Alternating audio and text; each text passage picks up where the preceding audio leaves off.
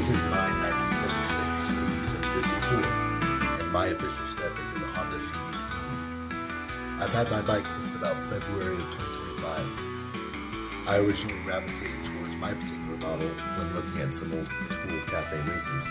That is not an original take, but as I've rode with friends, had fun, and learned more about riding in itself, I've come to enjoy my CB750 just as it is. I've been to events with Harley riders doing slow races and taken to the canyons near Ojai, California. Very cold with a half shell and little bobber goggles. I've even taken the 101 from Ojai Park for Live Fast all the way up to the Sacramento area, just on a whim, just for fun. And that's a little over 300 miles. So when I say the CB750, even almost at 50 years old, is a versatile machine, I mean it. It's supposed to run about 170 psi compression, but it did all that with 90 on one side and 120 on the other. A beast is what I'd call this machine. I've got a wife. She's very cool, and she has supported my hobby and career as a motor mechanic, diesel mechanic, and by the looks of it now, a motorcycle mechanic.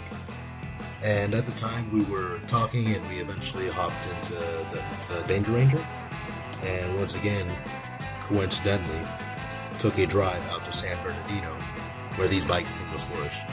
That's when I came home with a new project, and one not for myself, but for her. We got this 1981 CB750c with some car problems, so I did what I do and I got to work. I blew it apart, cleaned the gunk out, and replaced everything except for these pesky little rigs. They are expensive to get. You can't get them with the normal rebuild kits. So if you find yourself in my situation, you have to, you have two or three options. You have to either reuse the rings like I did, or if you didn't have the rings to begin with, like maybe you found it's very old or whatever and you can't find it, you can fork over the money. It ranges between $50 per kit to $70 per kit, and it's the air ring, and then there's a couple O-rings that go with it. And I don't have the pictures here, but I'll put a link below where I found those. But I chose not to buy those because the ones I had looked pretty good, and I even tried to do some goofy stuff and duplicate them with some silicone, real at home arts and crafts little kid shit, but didn't work.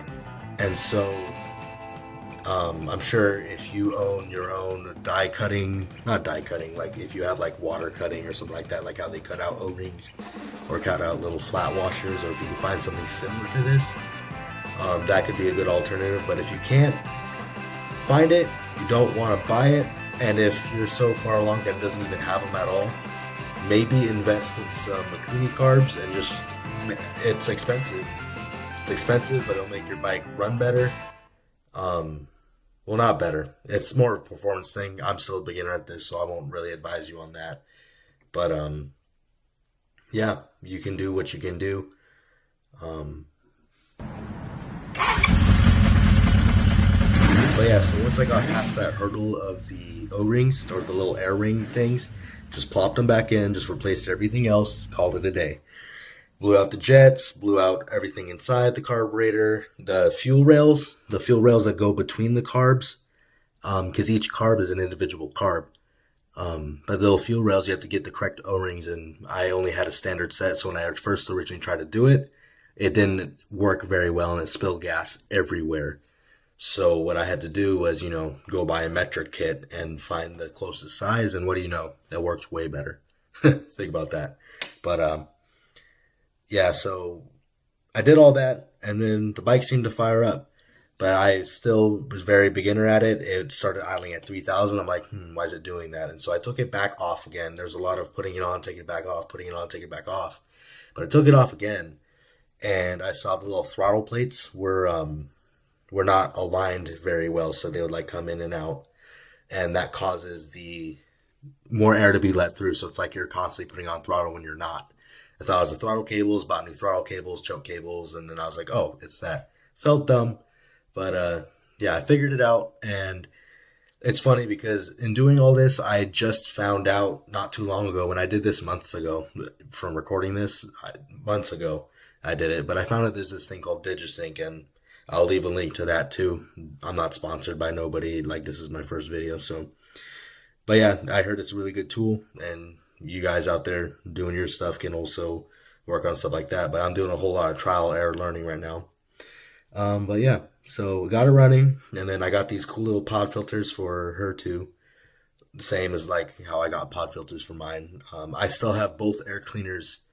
Well, hers didn't come with an air cleaner, but I have my air cleaner off my 1976 CB750 just in the shed. So like if for collectors and stuff, if they ever want to take it in the future, they can. But I find it a lot easier to work on pod filters myself.